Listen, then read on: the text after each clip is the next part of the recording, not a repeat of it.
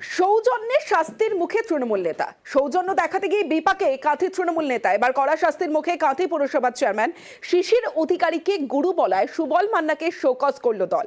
শাস্তির মুখেও সৌজন্যের কথা বলেও নিজের অবস্থানে অনড় সুবল মান্না।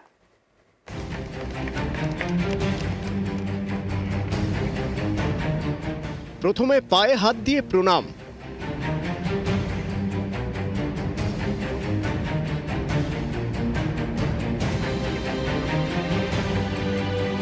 পরে শিশির অধিকারীকে গুরু সম্বোধন।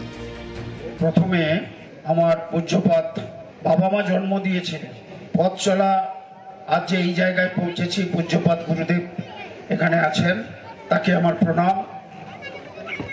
মাননীয় শিশির অধিকারী মহাশয়কে।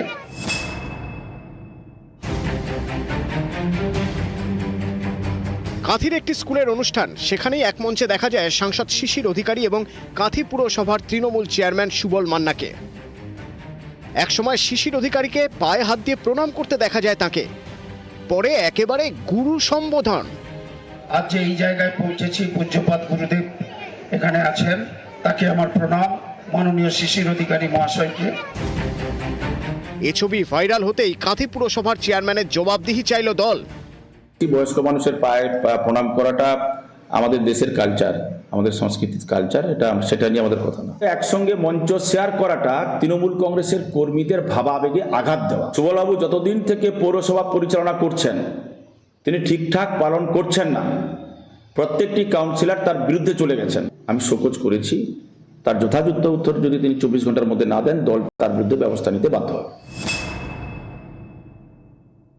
উনি বলছেন আমি যেখানে দাঁড়িয়ে আছি সেটা গুরুদেবের জন্য, তাহলে গুরুদেব যেখানে দাঁড়িয়ে আছেন সেটা মমতা বন্দ্যোপাধ্যায়ের জন্য, তৃণমূল কংগ্রেসের জন্য। অত্যন্ত গরিত অন্যায় কাজ করেছেন, তৃণমূলের আবেগের বিরুদ্ধের কাজ করেছেন কাঁথি পুরসভার চেয়ারম্যান। দলের মধ্যে যদি কোথাও সর্ষের মধ্যে ভূত থাকে, সর্ষেগুলি বাছাই করার সময় এসে গিয়েছে এবং সেই সর্ষেগুলি বাছাই করার কাজ হচ্ছে।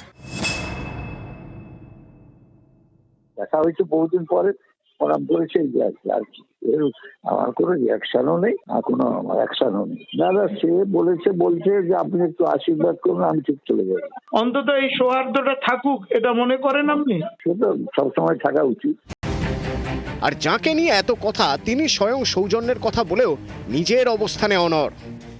আমি এখনো তার কোনো চিঠি পাইনি, আর আমার যা বলার কিছু আছে আমি উপর নেতৃত্বর কাছে বলবো।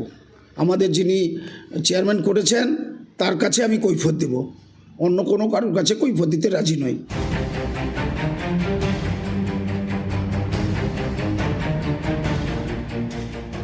মাস ঘুরলেই 2024-এর লোকসভা নির্বাচন, তার আগে দলের পুরসভার চেয়ারম্যানকে তৃণমূলের এই শোকজ করার ঘটনায় কাঁথির রাজনৈতিক মহলে শুরু হয়েছে জোর শোরগোল।